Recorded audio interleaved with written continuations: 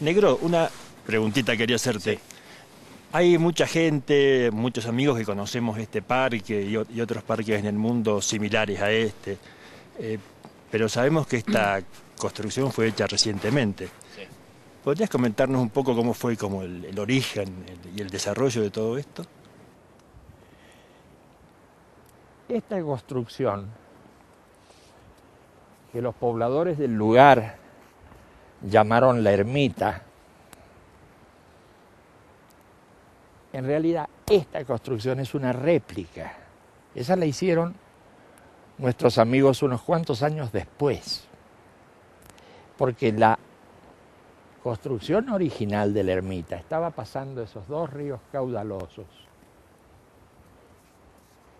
en ese lugar donde hay una vertiente, pero después de dar nuestra arenga, la arenga del sufrimiento y demás, en su momento, en 1969, la destruyeron totalmente, la dejaron en el suelo y ahí han quedado los escombros. Por supuesto se puede visitar, pero no, es bastante complicado para llegar al lugar. A partir de la construcción de la ermita, a la que concurrieron unos pocos amigos, donde nos concentramos en alguna ocasión, donde tuvimos oportunidad además de escribir unas cosas. A partir de ese momento empieza el desarrollo de lo que podríamos llamar los lugares de encuentro y de estudio. Como lugar de estudio es un poco complicado,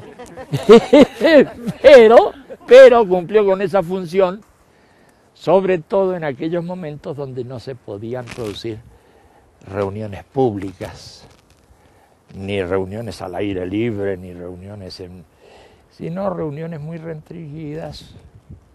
Y acá, donde nos vinimos entre las piedras, pudimos hacerlo.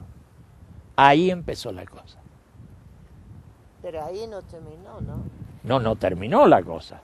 Ahí empezó la cosa de las construcciones. Pero después de los desastres que produjeron con nosotros, nos fuimos al norte de este país, al límite con Bolivia. a la selva, a un lugar que se llama, o se llamaba, San Pedro de Jujuy.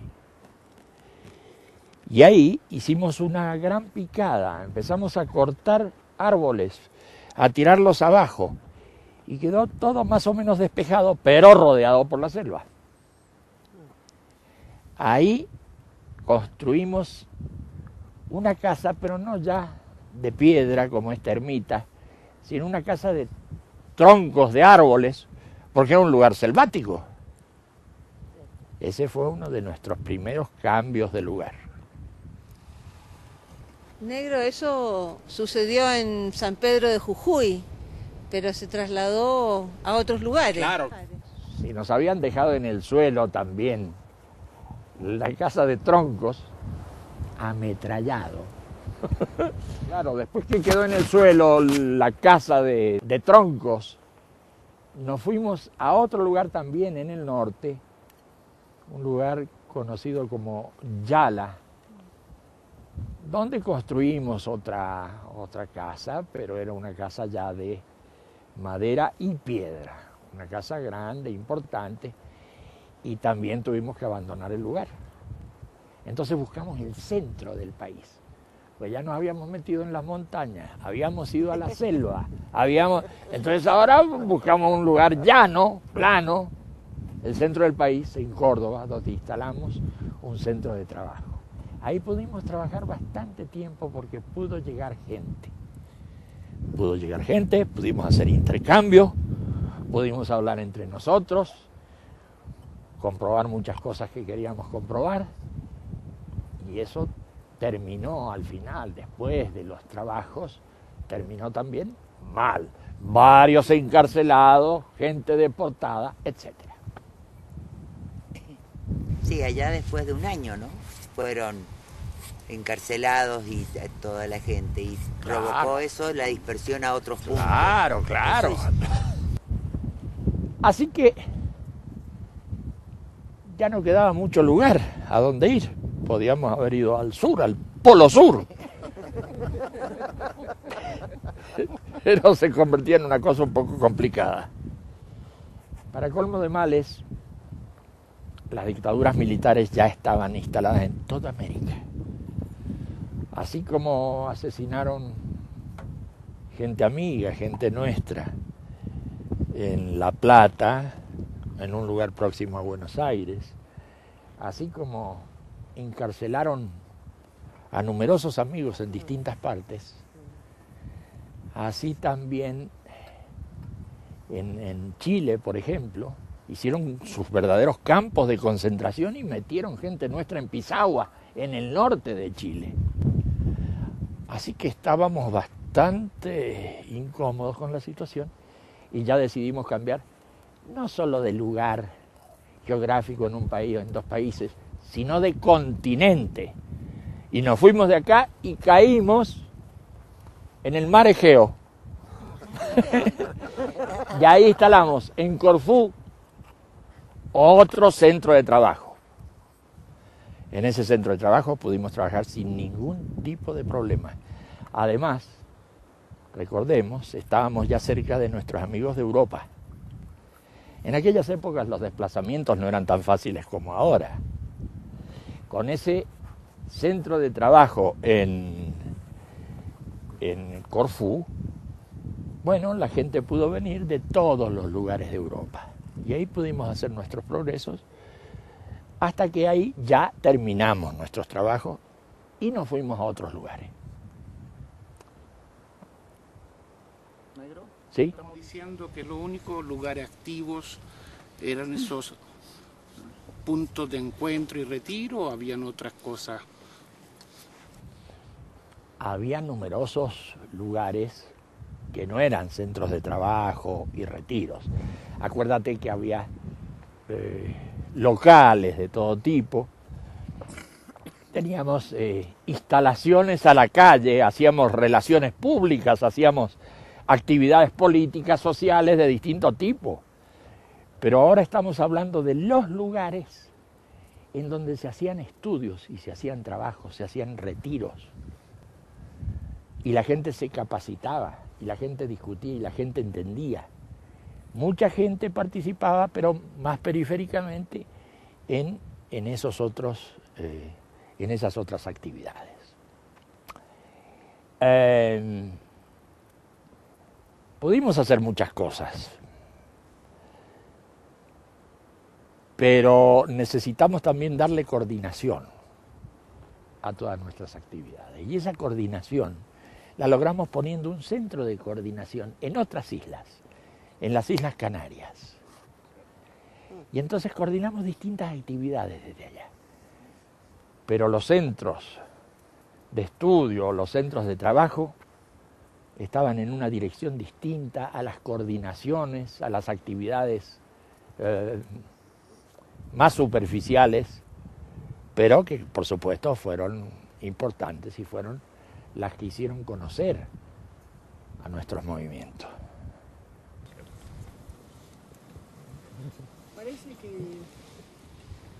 ese desborde de actividades, de todas maneras, nos empezó a alarmar nuevamente. A esas fuerzas oscuras, no sé cómo llamarlas.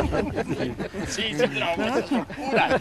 Las fuerzas oscuras, y ya no agreden físicamente, pero tienen su gente. Y a su gente ellos le pagan y la instruyen. Y ahí tenemos los formadores de opinión, los falsificadores de internet. O sea, ellos no quieren que se sepa lo nuestro. Deforman nuestras actividades, nos impiden hacer circular información correcta, prohíben nuestros libros, no quieren que se lean nuestros libros. Que no se sepa. Que no se sepa. Ese es el tema. Que no se sepa. Es una consigna, como si tuvieran una consigna. Que no se sepa. Y eso explica. Y si se sabe, que se sepa deformado. Que se sepa deformado, exactamente. Eso explica la desinformación que hay alrededor nuestro, la gran desinformación que hay alrededor de todo lo que nosotros hacemos, me parece. En materia de desinformación y de todo ese tipo de cosas, después que desapareció la agresión física, sobre todo en América Latina, hubo pequeñas agresiones, pero nada, ya sin relevancia. Nos quemaron, qué sé yo, nos incendiaron 2 locales en Francia, nos rompieron los cristales de muchos locales en España, en Alemania. No, en Egipto fue ahora más recientemente ya una agresión a través de los medios de prensa y de todo aquello, pero como digo, no hubo, que yo sepa, agresiones físicas tan diversas como las de aquel momento. Así que así fue continuando ese asunto, Alicia, de las agresiones y de otra forma de moverse, que era el moverse con el que no se sepa, y con el ocultamiento y la liquidación de libros, en fin.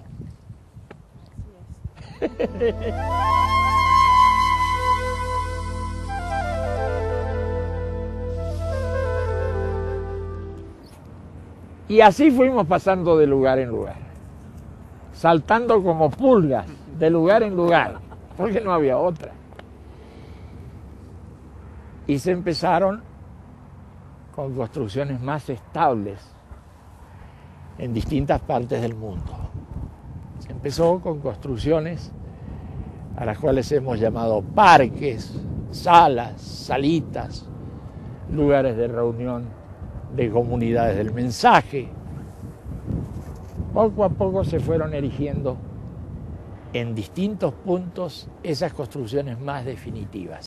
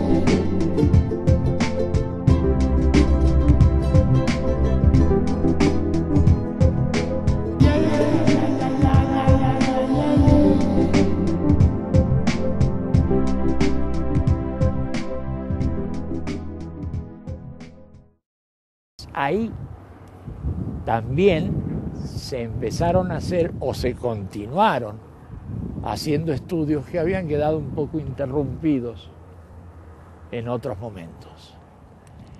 Ahí está el germen de lo que llamamos los trabajos de escuela, que son trabajos sumamente complicados, elaborados, muy elaborados, pero esos lugares que se han comenzado ya a habilitar desde hace unos 4 años, siguen adelante y ya no paran, porque esos están en toda América Latina, en Norteamérica, en Europa, en Asia, en África.